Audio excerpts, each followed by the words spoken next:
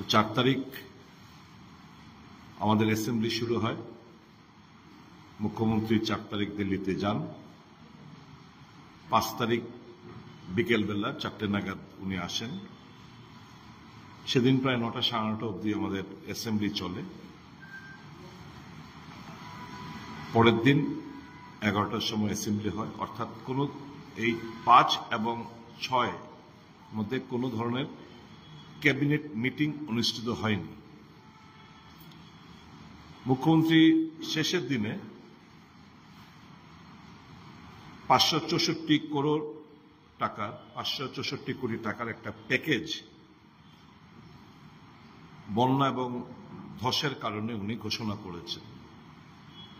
অর্থাৎ টোটাল এখানে 564 কোটি টাকা আমরা এখানে আপাতত সেটা আমরা রেখেছি।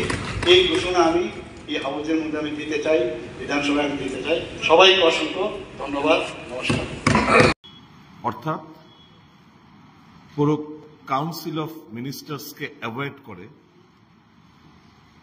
এই 564 কোটি টাকার উনি ঘোষণা দিয়েছেন, যেটা মারাত্মক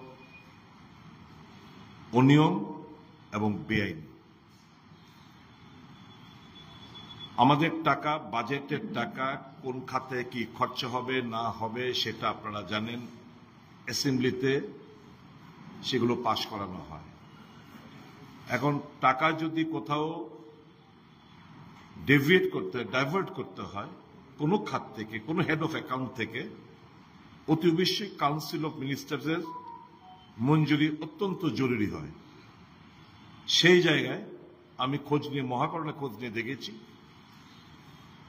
যে 5 তারিখ উনি যখন ফিরে এলেন, তারপরে এবং 6 তারিখ বিধানসভা আরম্ভ হওয়ার আগে কোনো ধরনের ক্যাবিনেট মিটিং ছিল না।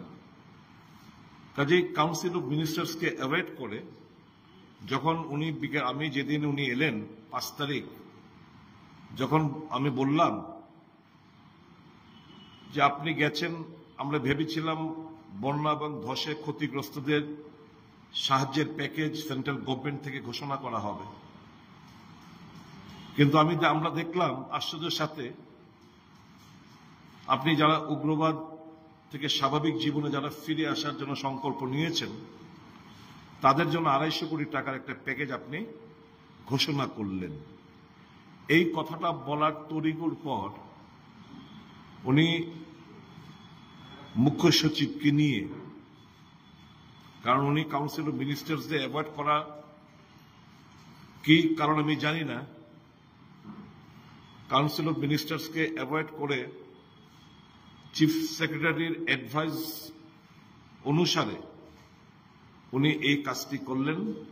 এটা আমি মনে করি শুধু বেআইনি নয়, কাউন্সিল অফ মিনিস্টার যারাই রয়েছেন, বিন্দু মাত্র যদি আত্মসম্মান বোধ থেকে থাকে, আমার জানা নেই তারা প্রশ্ন করেছেন কিনা। আমার অনুরোধ থাকবে মুখ্যমন্ত্রীর কাছে সবাই একযোগে গিয়ে কৈফিয়ত তলব করা যে কেন কাউন্সিল অফ মিনিস্টার্সকে বাইপাস করে এই ধরনের একটা সিদ্ধান্ত ওনাকে নিতে হবে।